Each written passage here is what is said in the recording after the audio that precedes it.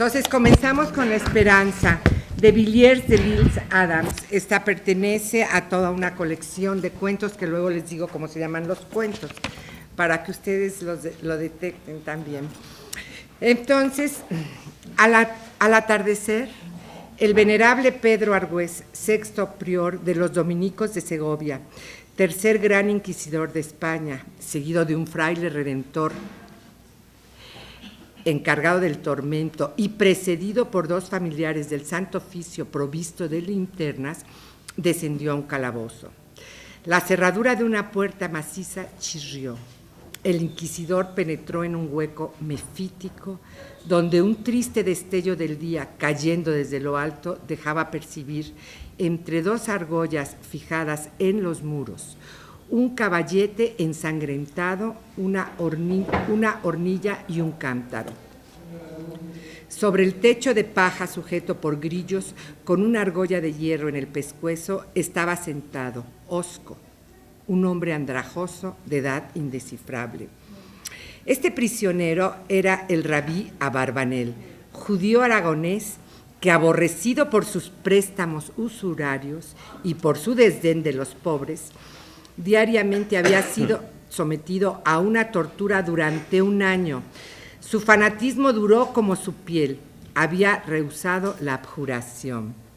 Orgulloso de su filiación milenaria, porque todos los judíos dignos de este nombre son celosos de su sangre, descendía talmúdicamente de la esposa del último juez de Israel, hecho que había mantenido su entereza en lo más duro de los incesantes suplicios. Con los ojos llorosos, pensando que la tenacidad de esta alma hacía imposible la salvación, el venerable Pedro Argüés, aproximándose al tembloroso rabino, propició estas palabras: «Hijo mío, alégrate, tus trabajos van a tener fin. Si en presencia de tanta obstinación me he resignado a permitir el empleo de tantos rigores, mi tarea fraternal de corrección tiene límites. Eres la higuera reacia que por su contunaz esterilidad está condenada a secarse, pero solo a Dios toca determinar lo que ha de suceder a tu alma. Tal vez la infinita clemencia lucirá para ti en el supremo instante. Debemos esperarlo. Hay ejemplos. Así sea. Reposa pues esta noche en paz. Mañana participarás en el auto de fe, es decir, serás llevado al quemadero cuya brasa premonitoria del fuego eternal no quema, ya lo sabes, más que a distancia, hijo mío.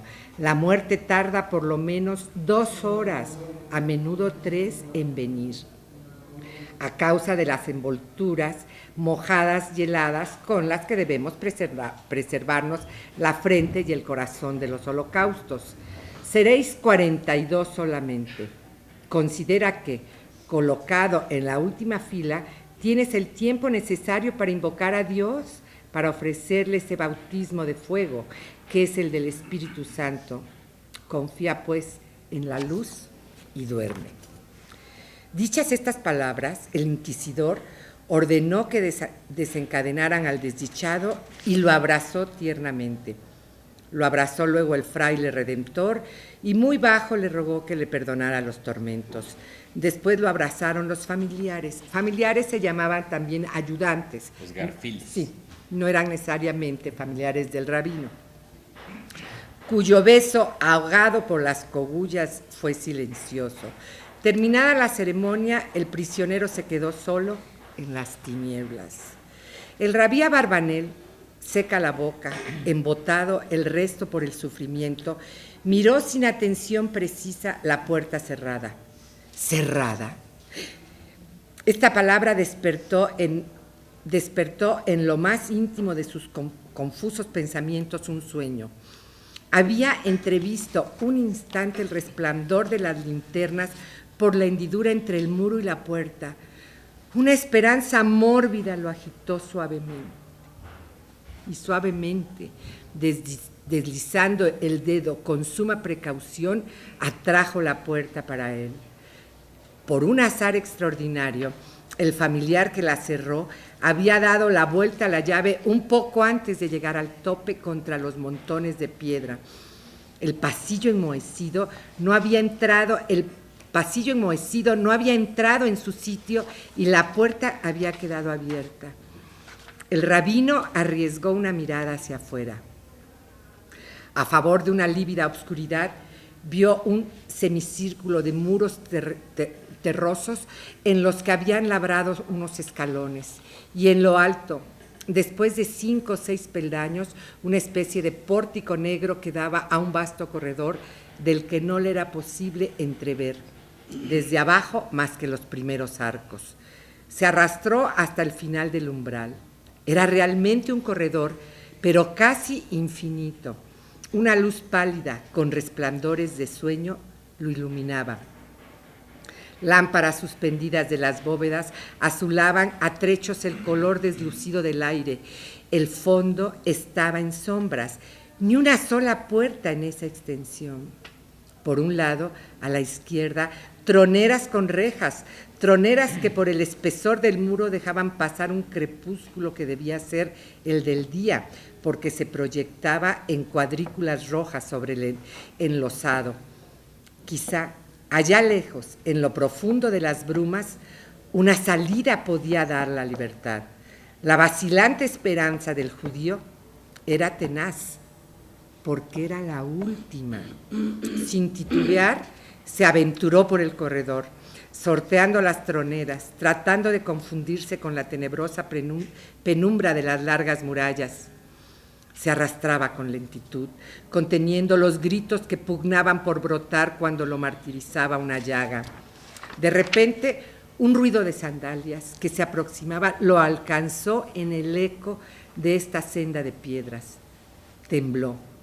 La ansiedad lo ahogaba. Se le nublaron los ojos. Se agazapó en un rincón y medio muerto esperó. Era un familiar que se apresuraba.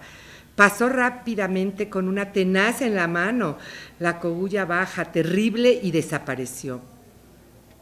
El rabino, casi suspendidas las funciones vitales, estuvo cerca de 1 hora sin poder iniciar un movimiento. El temor de una nueva serie de tormentos, si lo apresaban, le hizo pensar en volver a su calabozo. Pero la vieja esperanza le murmuraba en el alma ese divino tal vez que reconforta en las peores circunstancias. Un milagro lo favorecía.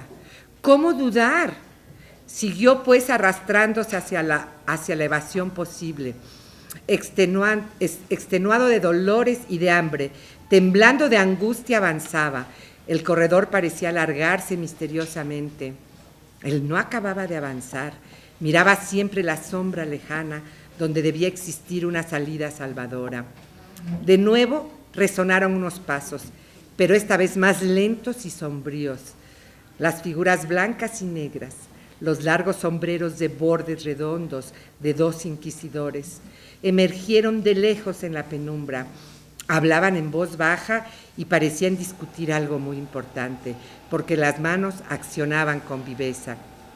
Ya cerca, los 2 inquisidores se detuvieron bajo la lámpara, sin duda por un azar de la discusión. Uno de ellos, escuchando a su interlocutor, se puso a mirar al rabino.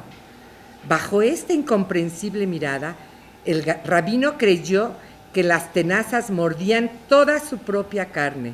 Muy pronto volvería a ser una llaga y un grito. Desfalleciente, sin poder respirar, las pupilas temblorosas se estremecían bajo el roce espinoso de la ropa, pero cosa a la vez extraña y natural, los ojos del inquisidor eran los de un hombre profundamente preocupado de lo que iba a responder. Absorto en las palabras que escuchaba, estaban fijos y miraban al judío sin verlo. Al cabo de unos minutos, los 2 siniestros discutidores continuaron su camino a pasos lentos, siempre hablando en voz baja, hacia la encrucijada de donde venía el rabino. No lo habían visto. Esta idea atravesó su cerebro. No me ven porque estoy muerto. Sobre las rodillas, sobre las manos, sobre el vientre prosiguió su dolorosa fuga y acabó por entrar en la parte oscura del espantoso corredor. De pronto sintió frío sobre las manos que apoyaban en el enlosado. El frío venía de una rendija bajo una puerta hacia cuyo marco convergían los dos muros. Sintió en todo su ser como un vértigo de esperanza. Examinó la puerta de arriba abajo sin poder distinguirla bien a causa de la oscuridad que la rodeaba. Tentó. Nada de cerrojos ni de cerraduras. Un picaporte. Se levantó. El picaporte se dio bajo su mano y la silenciosa puerta giró. La puerta se abría sobre jardines bajo una noche de estrellas en plena primavera. La libertad y la vida. Los jardines daban al campo que se prolongaban hacia la sierra en el horizonte. Allí estaba la salvación. ¡Ay! Huir. Correría toda la noche bajo esos bosques de limoneros cuya fragancia lo buscaban. Una vez en las montañas estaría salvo. Respiró el aire sagrado. El viento lo reanimó. Sus pulmones resucitaban y para bendecir otra vez a su Dios, que le acordaba esta misericordia, extendió los brazos, levantando los ojos al firmamento. Fue un éxtasis. Entonces creyó ver la sombra de sus brazos retornando sobre él mismo. Creyó sentir que esos brazos de sombra lo rodeaban, lo envolvían y tiernamente lo oprimían contra su pecho. Una alta figura estaba, en efecto, junto a la suya. Confiado, bajó la mirada hacia esta figura y se quedó jadeante, enloquecido, los ojos sobrios, hinchadas las mejillas y balbuceando de espanto. Estaba en brazos del gran inquisidor, del venerable Pedro Argüés, que lo contemplaban, llenos los ojos de lágrimas y con el aire del pastor que encontrara la oveja descarriada. Mientras el rabino, los ojos sombríos bajo las pupilas, jadeaba de angustia en los brazos del inquisidor y adivinaba confusamente que todas las fases de la jornada no eran más que un suplicio previsto, el de la esperanza, el sombrío sacerdote, con un acento de reproche conmovedor y la vista consternada, le murmuraba al oído, con una voz debilitada por los ayunos: ¿cómo, hijo mío, en vísperas, tal vez de la salvación, querías abandonarnos? Ya.